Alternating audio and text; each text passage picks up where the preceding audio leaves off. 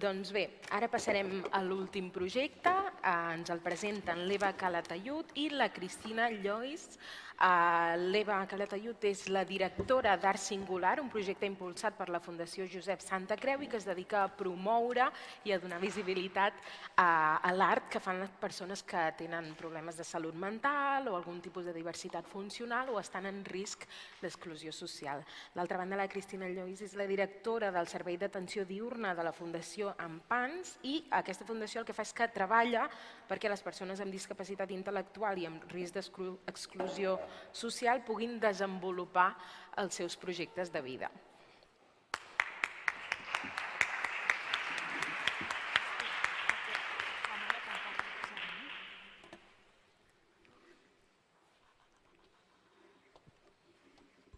Mentre es posen la presentació, volia fer un comentari a la presentació del Romà que m'ha agradat molt que fessis èmfasis amb el tema de senyalètica. Jo com a dissenyadora gràfica, amb 30 anys he fet moltíssims projectes d'imatge corporativa, catàlegs, revistes, llibres, i només una vegada he rebut un encàrrec de revisió del projecte de senyalètica que havia fet l'arquitecte de l'edifici. La senyalètica és una professió, hi ha professionals i és una assignatura dins de la carrera de disseny gràfic, però no se'ns té en compte. I el resultat és el que tu dius, que arribes als puestos i no s'entén res, perquè no es treballa amb els professionals de la senyalètica. Per tant, quan feu edificis, deixeu que l'arquitecte faci l'edifici, però la senyalètica no la pot fer l'arquitecte. Bueno, ja tenim la presentació.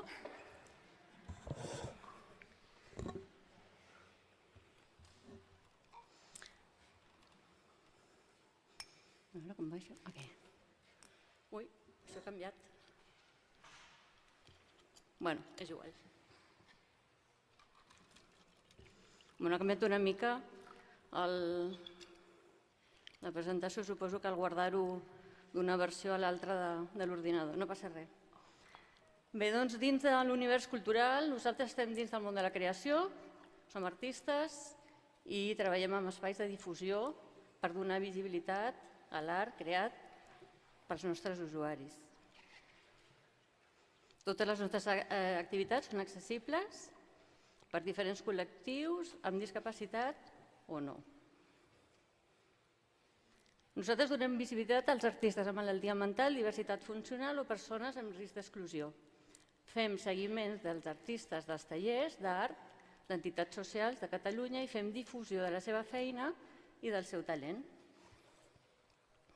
La Fundació Josep Santacreu va ser constituïda fa 4 anys, o sigui, és un projecte relativament jove, per en Josep Santacreu i jo mateixa, i portem una llarga trajectòria com a col·leccionistes d'art i també dins del món social. Són 2 mons que ens apassionen i que coneixem bastant bé. També hem visitat altres experiències en altres països. I tot va començar amb una visita que vaig fer a una fundació a Barcelona. Un pintor que fa de professor del taller d'art d'aquesta entitat, que treballa amb persones amb diversitat funcional, em va convidar a visitar el taller. I quan vaig veure les carpetes de la Iolanda, del Toni, del Jordi, de la Fina, que veieu aquí, vaig decidir que aquestes obres no podien seguir confinades dins d'aquestes carpetes que portaven 20 anys tancades i que els professionals del món de l'art i els col·leccionistes s'estaven perdent. Em vaig topar amb aquests 2 mons tan diferents, el món de la discapacitat i el món de l'art, però que si els ajuntem tenen molt a guanyar tots 2. I nosaltres, com a col·leccionistes d'art i com a treballadors o que hem participat en molts projectes socials, pensàvem que els podíem juntar. I que si l'art és una eina d'expressió de la societat, ens estàvem perdent alguna cosa.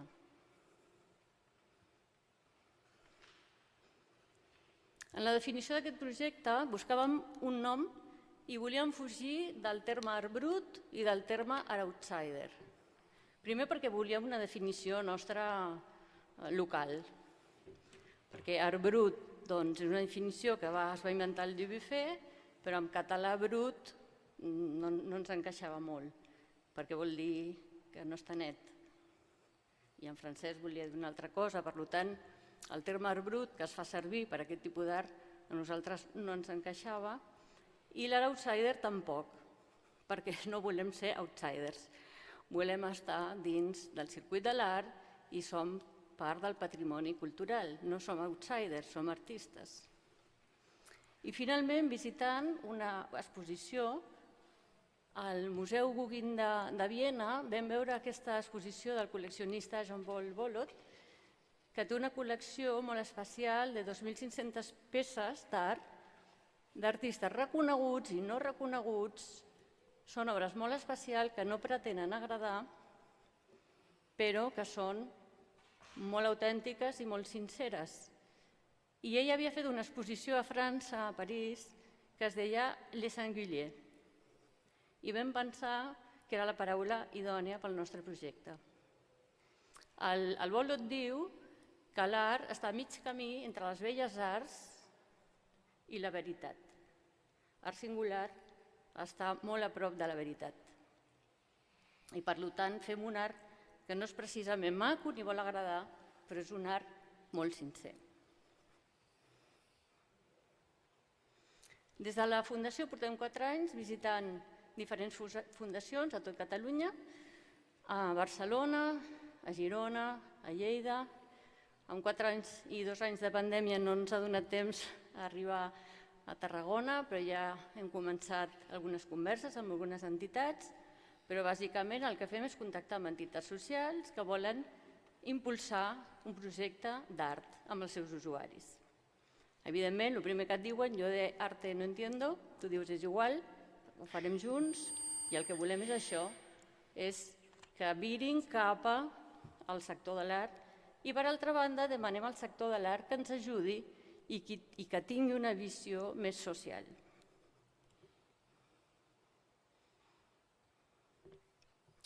El Van Gogh li va escriure al seu germà, li va dir jo no vull fer de notari com fa el meu amic Degas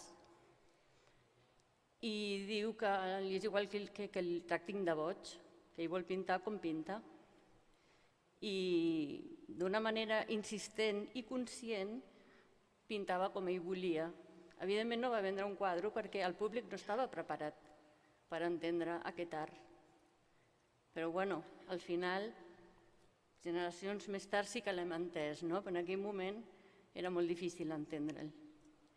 I l'interessant del Van Gogh és aquesta consciència i insistència en dir jo vull pintar com jo veig la realitat, perquè jo la veig així.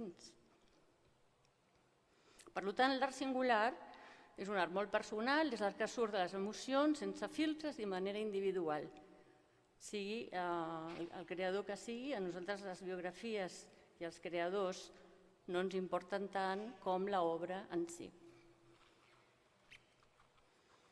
Dins de la nostra col·lecció d'art particular tenim creadors reconeguts a nivell internacional, però que són molt singulars, com pot ser el Víctor Mira, el Gustav, el Gregorio Iglesias Mayo.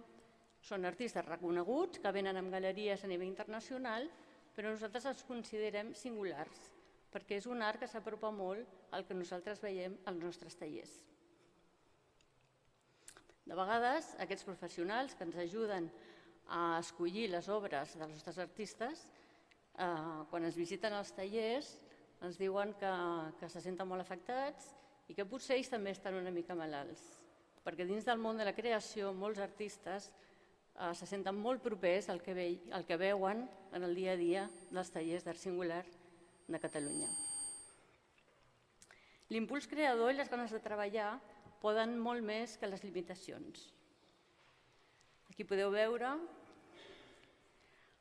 el Gerard, que pinta amb els dits, l'Oriol, que li costa molt fer una ratlla amb un llapis, la Mireia, que cau a sobre de la taula quan pinta, però és igual, quan arribes allà no veus la discapacitat, veus artistes i es poden passar hores i hores treballant i gaudint de la seva feina, perquè al final és una feina, passen moltes hores.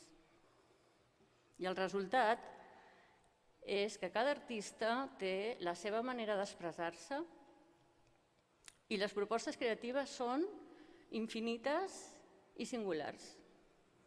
Aquí teniu 6 mostres de 6 persones, 6 artistes.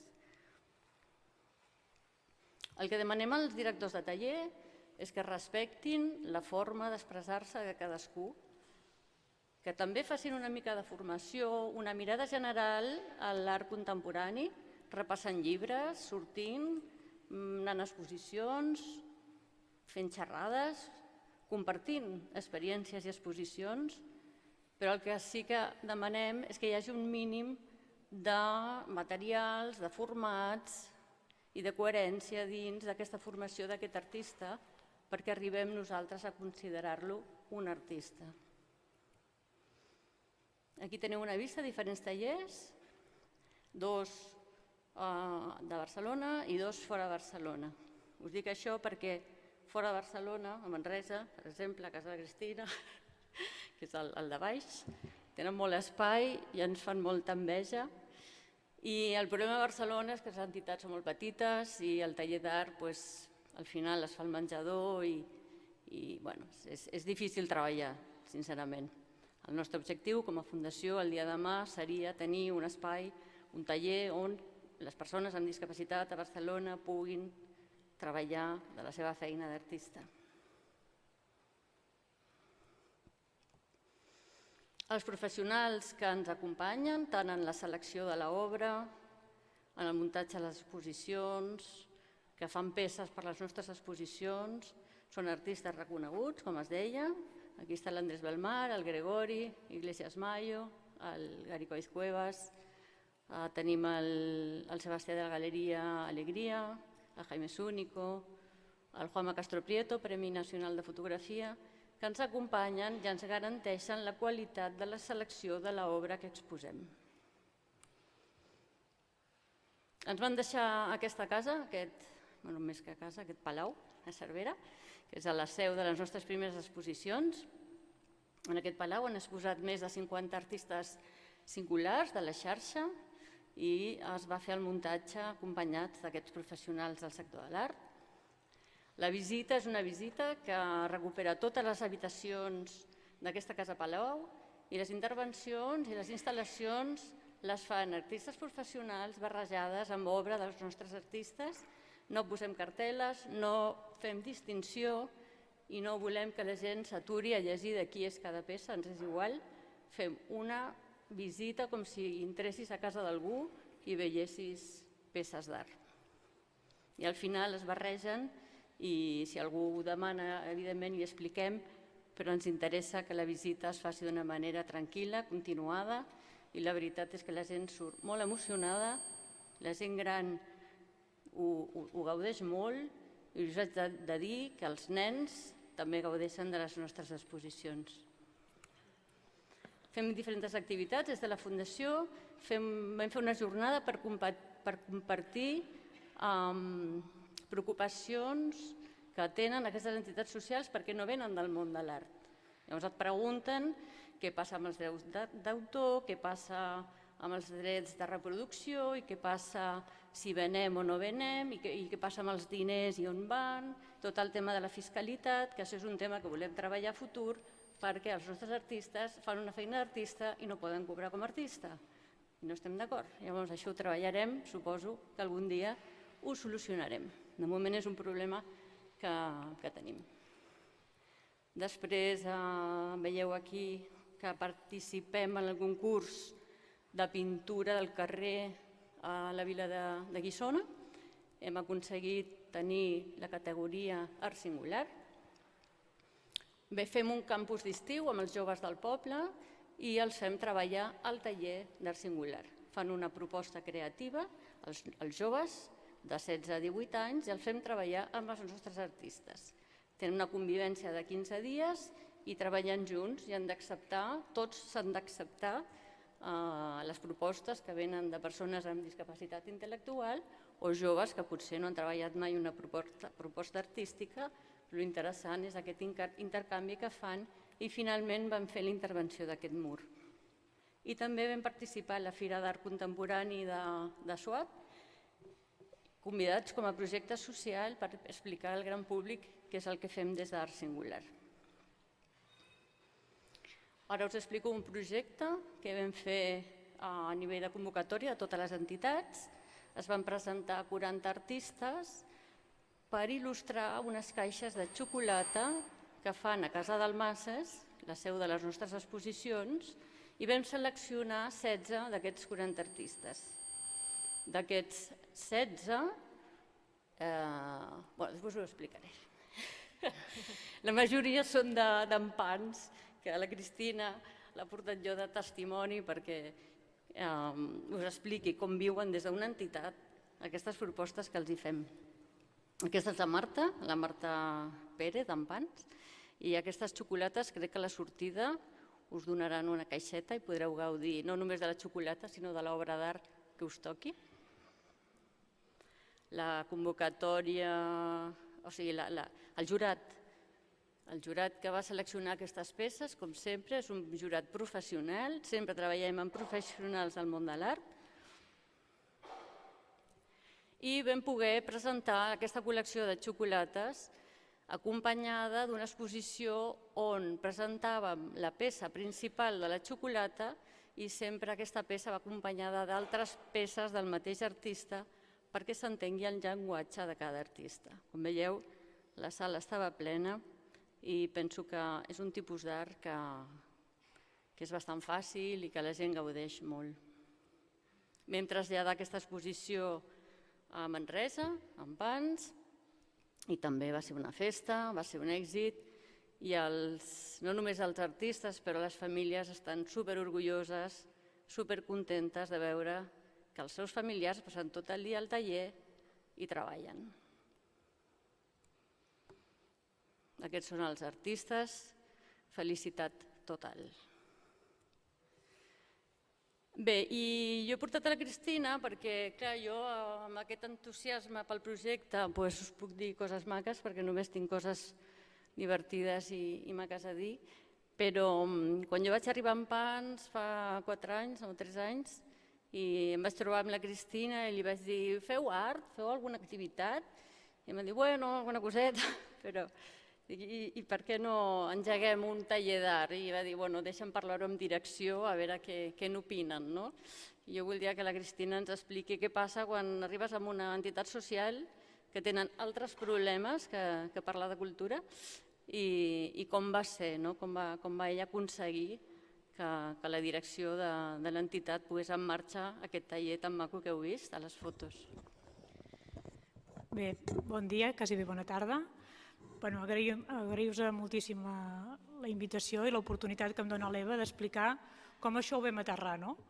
Jo i l'Eva no treballem juntes, tot i que a vegades ho sembla, perquè compartim molts valors, compartim una mirada. Quan l'Eva va venir a Empans, amb les seves idees de l'art i tot això que us he explicat tan superbé, i amb el seu bagatge, es van donar la confluència dels astres que dic jo.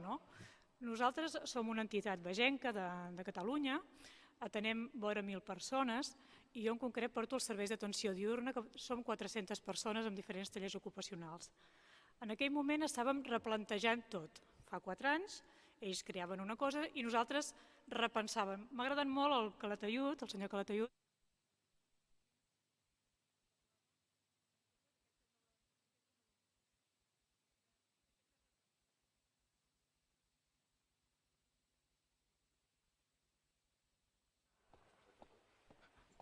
Ara potser? Sí. Aquest matí quan hem començat la jornada el senyor Calatayud parlava de repensar una miqueta d'aquests prejudicis, d'aquesta manera que tenim de fer les entitats. A Empans tenim més de 50 anys d'història, els tallers feien moltes activitats, feien moltes coses, però en aquell moment, fa 4 anys, estàvem pensant, primer, a descentralitzar els serveis, centres ocupacionals, 400 persones, estàvem quasi bé tots en un mateix edifici, unes úniques instal·lacions, fruit d'una donació de fa molts anys, i vam decidir marxar d'aquest edifici i escampar-nos per la comarca. Gran repte. D'un gran centre vam passar a 10 centres. Aquest repensar va ser un repensar també a les activitats, què fan les persones quan estan al centre. I ara està molt de moda pensar l'atenció centrada en la persona, l'accessibilitat, la persona decideix. Doncs anem a preguntar-los a les persones què volen fer. I resulta que hi havia moltes persones que els encantava dibuixar. Jo dic dibuixar perquè en aquell moment dibuixàvem, no fèiem art. En aquesta és que apareix l'Eva. I diu, què, que us agrada això de l'art, dibuixar, tal? I nosaltres era una demanda que teníem creixent entre les persones que estan als nostres serveis. I no li havíem donat mai cap categoria d'art, ni tan sols d'activitat. Vull dir que quasi bé que pintaven a l'hora del lleure. Sí que teníem una educadora, una monitora, l'Aida, que de formació, a part de mestra, era una noia formada en disseny gràfic i en belles arts. I vam dir, per què no ho provem? Comencem amb un grup. Ostres, sorpresa, sorpresa, el grup de l'Aida ja no hi cabien. Això que diu l'Eva dels espais, teníem una aula, allà l'Aida feia dibuix, feia art, els ensenyava tècniques, que si ara pintem a aquarel·la, que si ara a l'oli, que si ara no sé què. Els nois feien cua per entrar allà. Ostres, ja no volien anar a piscina, ja no volien fer altres tallers, i això ens va donar per pensar. Ostres, estem dient que les persones decideixen i resulta que estan decidint que van allà amb l'Aida. Vam assentar-nos, ens vam assentar amb l'Ema i vam començar a dibuixar el projecte d'art. Nosaltres en vam dir l'art de viure, és a dir, vam posar el segell propi d'Empans, farem el projecte de l'art de viure i el vam presentar a la direcció. I què consistia l'art de viure? Bàsicament necessitàvem un espai, d'acord? És a dir, pensem que l'espai és fonamental, no podem parlar que anem al menjador i apretem les coses que anem a pintar. No, un espai. Necessitem un espai que inspiri. I tenim a Manresa, per sort, els preus de l'habitatge no són com els de Barcelona i vam rehabilitar una nau industrial i allà vam tenir l'espai. En segon lloc, necessitàvem uns professionals. Nosaltres, a Empans, tenim un restaurant i tenim un obrador que fem pastissos. Els monitors i els educadors que estan allà són cuiners, no són terapeutes ocupacionals. Doncs pel projecte de l'art vam buscar gent formada en l'àmbit que correspon. Belles arts, disseny. Això va ser un xoc per l'equip, d'acord? Perquè l'equip dels tallers ocupacionals, moltes vegades, que si terapeutes, que si integradors socials, que si integradors... Això va ser genial, la química que es va crear. Quins nois van participar? És a dir, ja teníem l'espai, teníem els professionals, les persones usuàries, qui participava? Les que volien. No vam posar cap criteri de discapacitat intel·lectual, ni tan sols si tenien trastorn mental afegit, ni trastorns de conducta. No, qui vol estar allà? Que puguin entrar.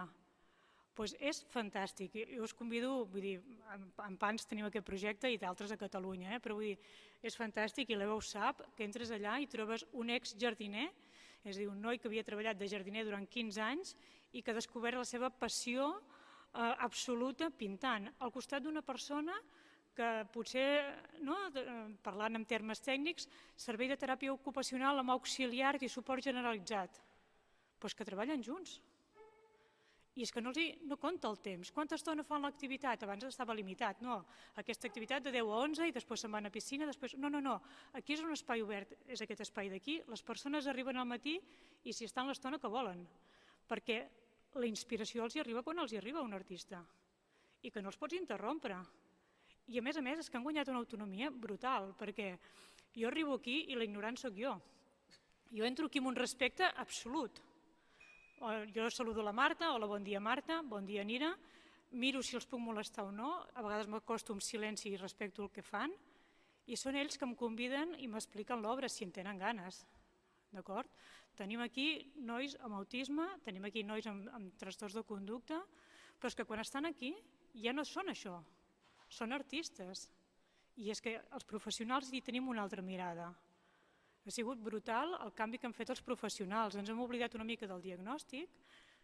Sí que continuem treballant en equip, ho comentàveu abans, amb el suport laboral, que sempre és constant, les persones que estan en un taller necessiten aquest acompanyament constant, vull dir, no ho hem de defugir tampoc, però fins ara les entitats havíem donat massa protagonisme en aquest apartat del suport a la discapacitat i ens havíem oblidat de la capacitat. Les persones tenen moltes capacitats, fins ara ocultes. L'Eva ens va ajudar a treure del bagul, l'Eva ens ha ajudat, i l'art singular ha sigut per nosaltres una finestra brutal de posar-ho en valor i de creure'ns-ho nosaltres mateixos, les entitats, perquè no ens ho creiem. I ara una miqueta, això, la nineta dels ulls d'Empans, la veritat. Tothom té ganes d'estar en el taller, quan vam obrir després de la pandèmia, després d'estar tancat, els nois van recuperar l'espai, se'l van fer seu. És que no van necessitar res. Veieu que aquí hi ha les ratlles pintades de groc al terra. Vam delimitar bàsicament pel tema de contacte i tot això, però és que ells mateixos es van anar col·locant i cap problema. Van assistir totes les hores possibles durant tota la setmana. Va ser brutal. I continua sent-ho. La veritat és que estem supercontents.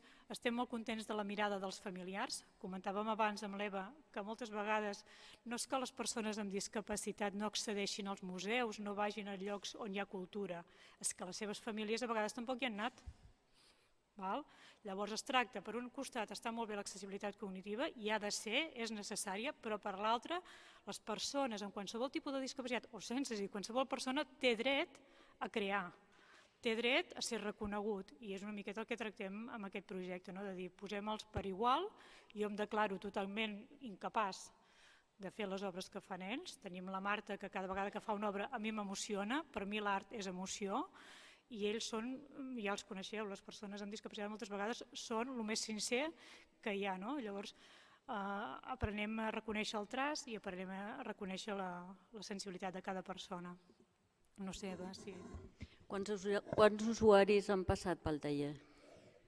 A veure, al taller hi han passat una 70 persones. En aquest moment, després de la pandèmia, en tenim 35, però des que vam iniciar unes 70 de persones.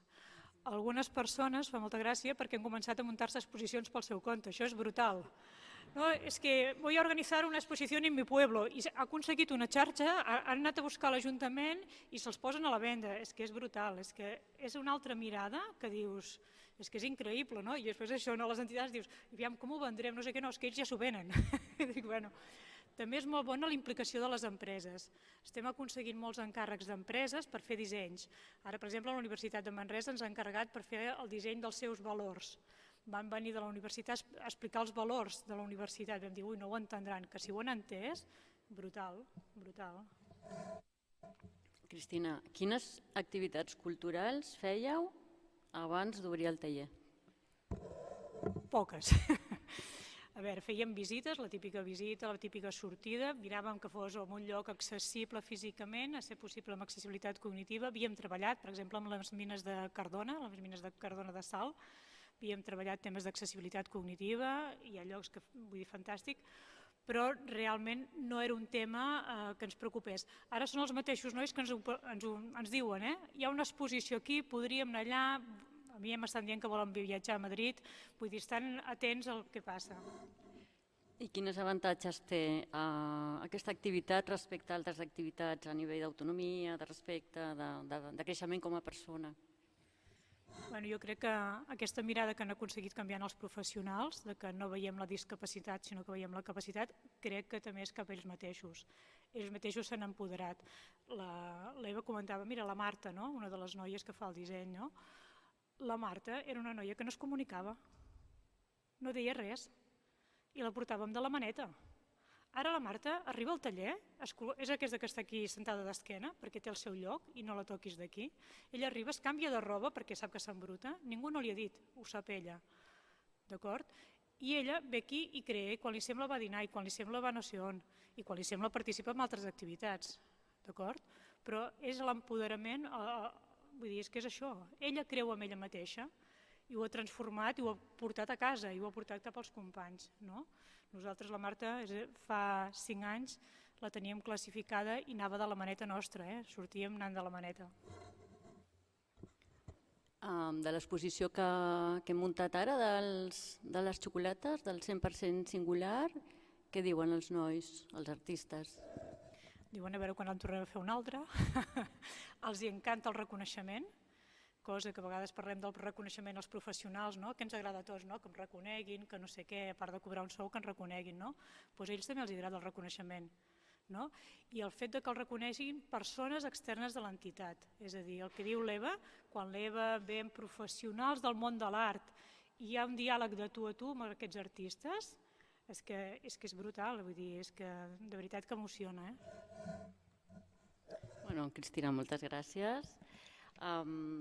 L'exemple d'Empans posa de manifest que s'ha de facilitar l'accés a l'art d'una manera pràctica, acompanyant a les persones i amb professionals.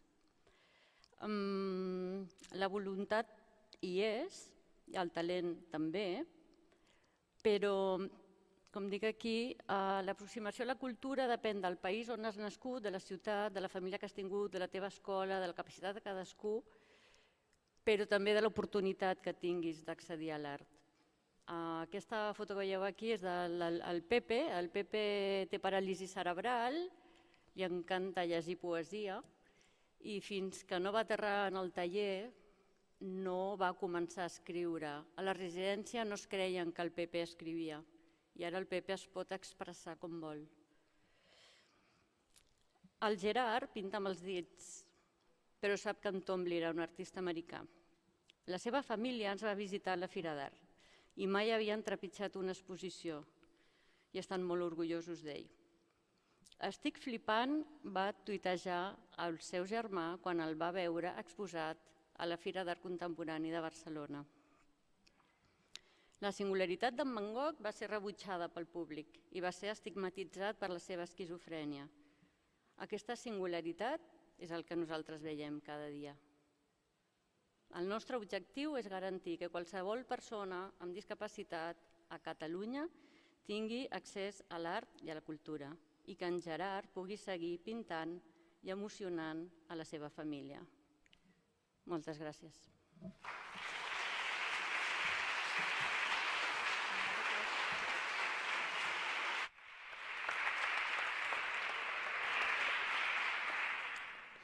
Moltíssimes gràcies, Eva. Gràcies, Cristina, també. Gràcies a totes les ponents que heu exposat aquests projectes meravellosos. Ens queden 5 minutets. No sé si algú tenia alguna pregunta, allò que dèiem de guardar-les pel final, doncs ara seria el moment. Si són preguntes breus, doncs endavant, compartiu-les.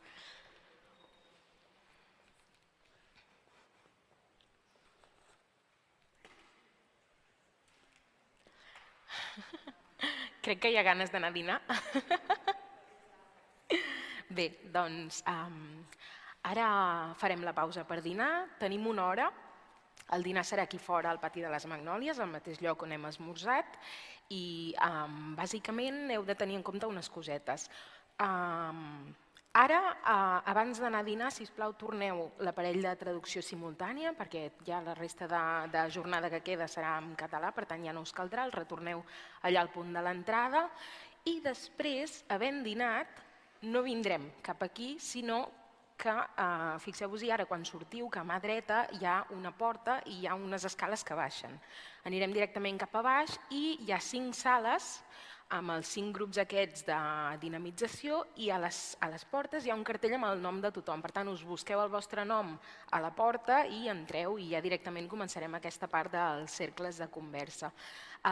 Després d'aquesta dinamització ja tornarem cap aquí, però això, havent dinat, ens veiem directament a baix. Per tant, fins ara.